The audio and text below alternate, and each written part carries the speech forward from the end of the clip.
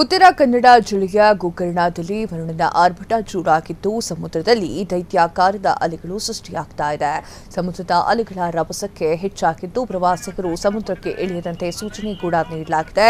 ಧ್ವನಿವರ್ಧಕದ ಮೂಲಕ ಗೋಕರ್ಣ ಪೊಲೀಸರು ಜಾಗೃತಿಯನ್ನ ಮೂಡಿಸುವ ಕೆಲಸವನ್ನ ಮಾಡಿದ್ದು ದಯವಿಟ್ಟು ಹವಾಮಾನ ಸೂಚನೆ ಪಾಲಿಸಿ ಅಂತ ಹೇಳಿ ಮನವಿಯನ್ನ ಮಾಡಿದ್ದಾರೆ.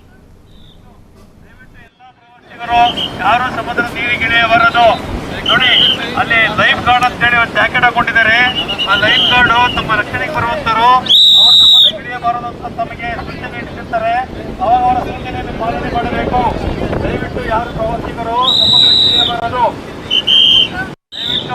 ದಯವಿಟ್ಟು ಎಲ್ಲಾ ಪ್ರವಾಸಿಗರು ಯಾರು ಸಮುದ್ರ ನೀರಿಗಿಳಿಯಬಾರದು ನೋಡಿ, ಅಲ್ಲಿ ಲೈಫ್ ಗಾರ್ಡ್ ಅಂತ ಹೇಳಿ ಒಂದು ಜಾಕೆಟ್ ಹಾಕೊಂಡಿದ್ದಾರೆ.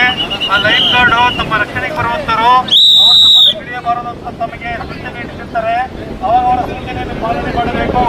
ದಯವಿಟ್ಟು ಯಾರು ಪ್ರವಾಸಿಗರು ಸಮುದ್ರಕ್ಕೆ ಇಳಿಯಬಾರದು. ದಯವಿಟ್ಟು ಎಲ್ಲಾ ಪ್ರವಾಸಿಗರು ಯಾರು ಸಮುದ್ರ ನೀರಿಗಿಳಿಯಬಾರದು ನೋಡಿ, ಅಲ್ಲಿ ಲೈಫ್ ಗಾರ್ಡ್ ಅಂತ ಹೇಳಿ ಒಂದು ಜಾಕೆಟ್ ಹಾಕೊಂಡಿದ್ದಾರೆ. ಆ ಲೈಫ್ ಗಾರ್ಡ್ ತಮ್ಮ ರಕ್ಷಣೆಗೆ ಬರುವಂತರು ಅವರು ಸಮುದ್ರ ಇಳಿಯಬಾರದು ಅಂತ ತಮಗೆ ಸೂಚನೆ ನೀಡುತ್ತಿರ್ತಾರೆ. ಅವಾಗ ಅವರ ಸೂಚನೆಯನ್ನು ಪಾಲನೆ ಮಾಡಬೇಕು.